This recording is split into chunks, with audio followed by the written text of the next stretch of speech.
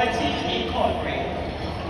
We are a 104-year-old service organization founded on the campus of Howard University, January 16, 1920. Our founders were young college poets who were bold enough to speak out against the societal ills of that time and advocate for equity and opportunity for our communities. In 2024, we're carrying that vision forward as we embrace the extraordinary power of she, advocating for social justice, health justice, and economic justice in over 900 chapters globally. As a nonpartisan organization, we educate and mobilize our members, as well as the communities we serve, on issues that affect their access to equity, safety, and growth. Members exercise their individual rights to make both personal and political choices. Today, we will get to hear from the sitting Vice President of the United States on how this administration is addressing the issues that matter most to us, like affordable health care, Black maternal health, small business opportunities. Our Vice President is a proud member of the Divine Nine family as a sister of Alpha Kappa Alpha Sorority Incorporated. And all 9 of our organizations stand in unity with an unprecedented outreach for voter registration and mobilization to get coordinated efforts to get out the vote. We are stronger together. Since its inception, Zeta Phi Beta Sorority Incorporated has chronicled a number of firsts. We were the first Black race sorority to charter chapter in Africa in 1948, to form adult and youth auxiliary groups, to centralize its operations in a national headquarters, and be constitutionally bound to a fraternity, Phi Beta Sigma Fraternity Incorporated. And after today, Zeta Phi Beta Sorority Incorporated will be the first D9 Black Greek-led organization to host the first Black woman presidential nominee. My first opportunity to meet and start building a relationship with Vice President Kamala Harris confirmed what I observed as I watched her from afar. She is a leader that is thoughtful. She is a woman who is strong, brilliant, and compassionate. Her love for this country is unmatched, and her faith guides her actions. She is truly America's #1 lady and my dear friend. And now it is my honor to introduce the first woman to be elected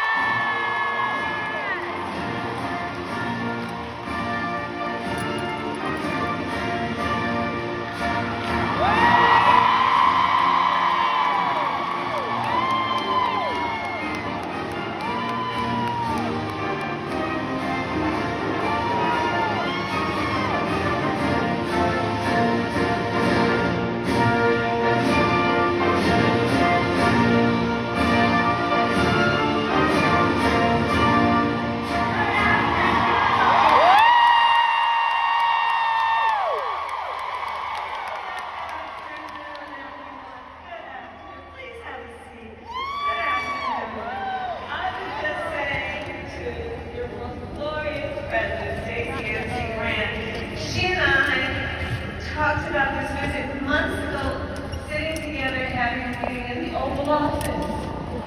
And she invited me then to attend today. And I just want to, if I can, I just want to thank you in front of all of the sisters who are here.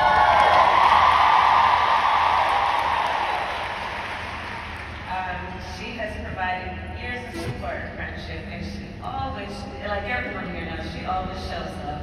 And I'm so, so deeply grateful. Thank you.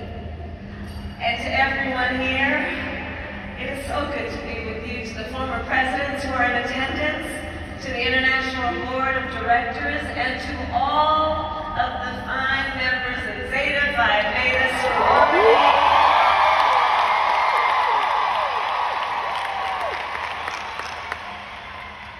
It is my great, great honor to be with you today. And I love you back.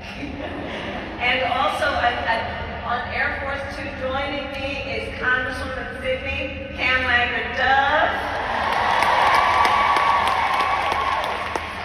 And I know here is also our dearest Mrs. Opal Lee, the grandmother.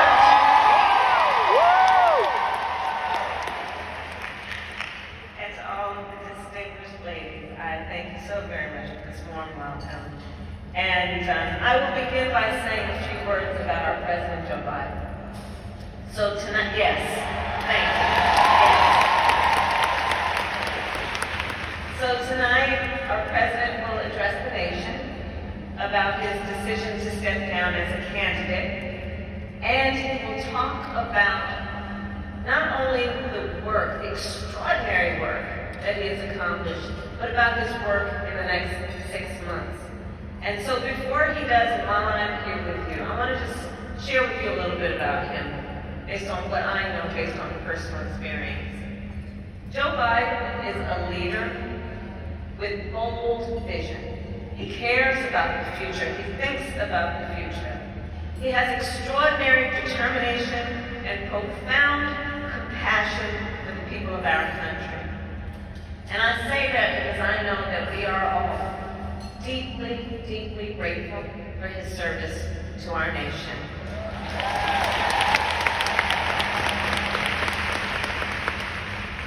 And to the sisters of Zeta Phi Beta Sorority Incorporated, I thank you for your incredible service to our nation as well.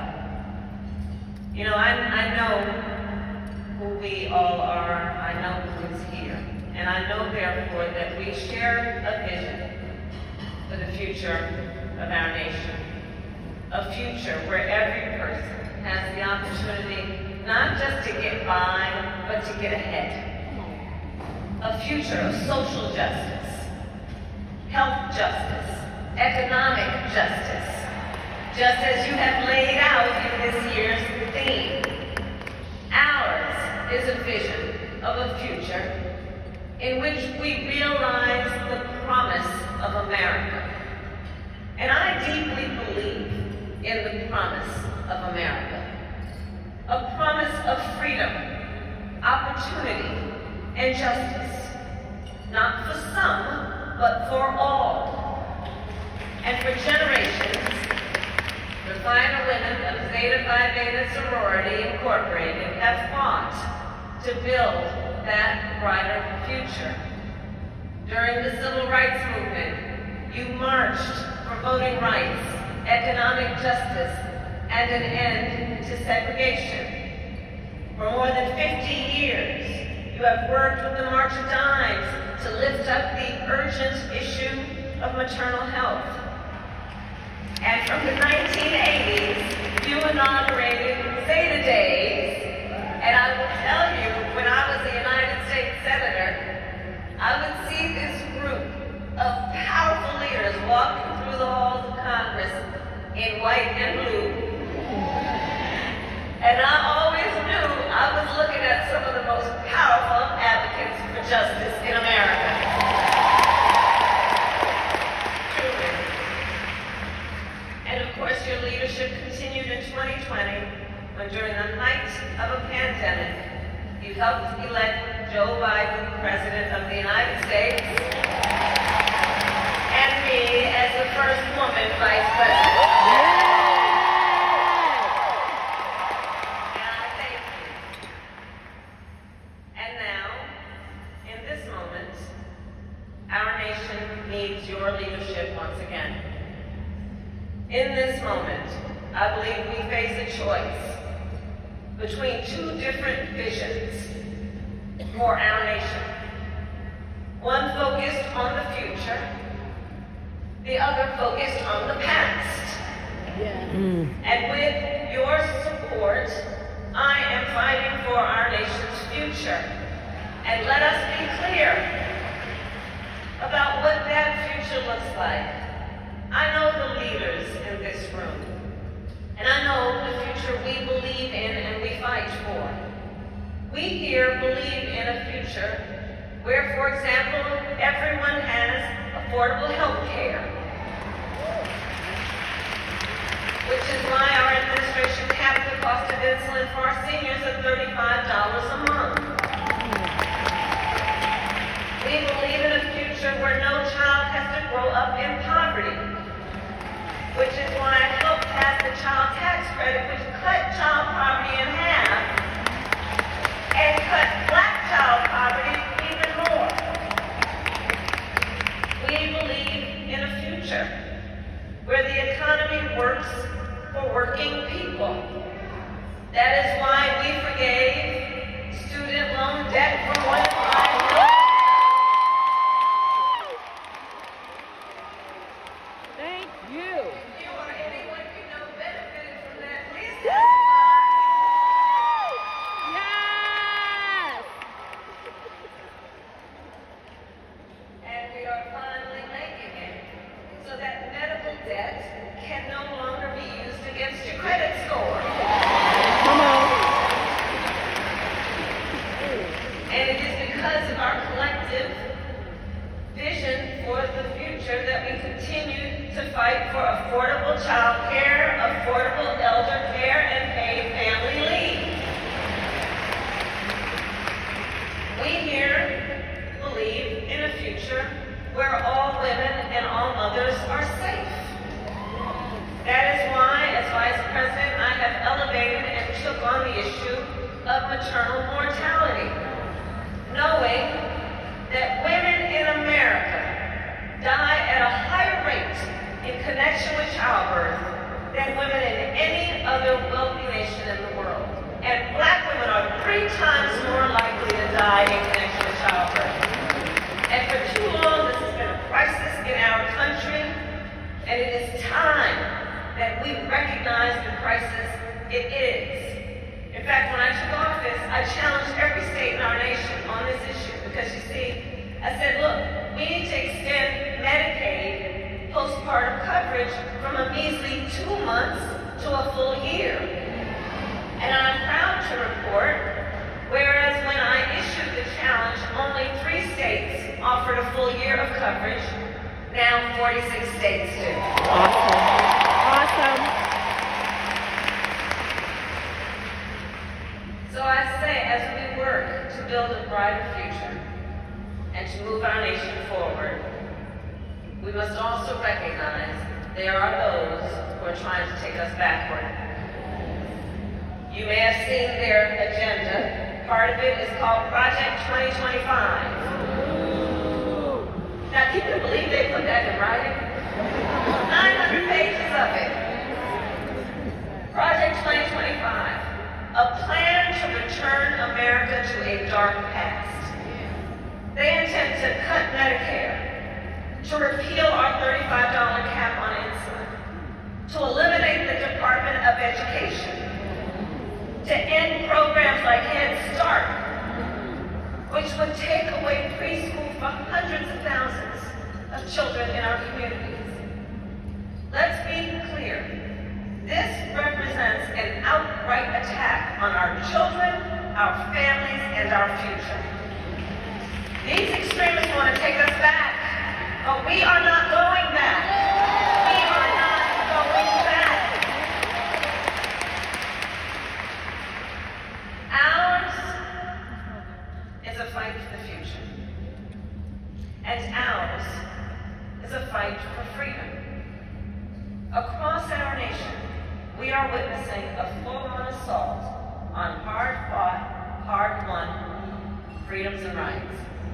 The freedom to vote, the freedom to be safe from gun violence, the freedom to live without fear of bigotry and hate, the freedom to love openly and with pride, the freedom to learn and acknowledge our true and full history, and the freedom of a woman to make decisions about her own body and not have her government telling her what to do. And in the face of these attacks, we must continue to stand together in defense of freedom. We who believe in the sacred freedom to vote will make sure then that every American has the ability to cast their ballot and have it counted. We who believe that every person in our nation should be free from gun violence will finally pass universal background checks, red flag laws, and an assault weapons ban.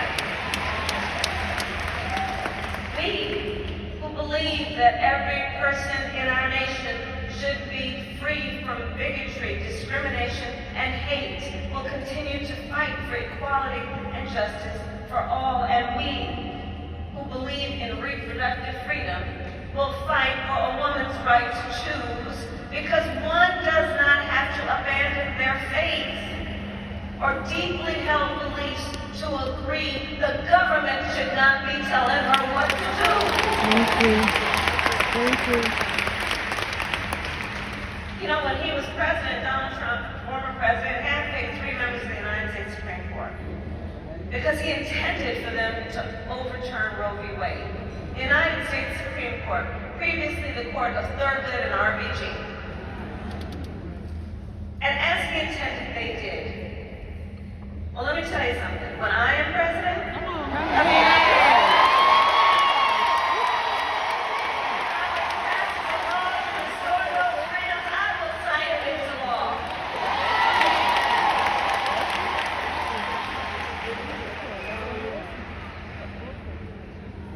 we are not playing around. So in conclusion, to the incredible members of Zeta Phi Beta Sorority Incorporated, I say, there is so much at stake in this moment. There's so much at stake. And again, then in this moment, our nation, as it always has, is counting on you.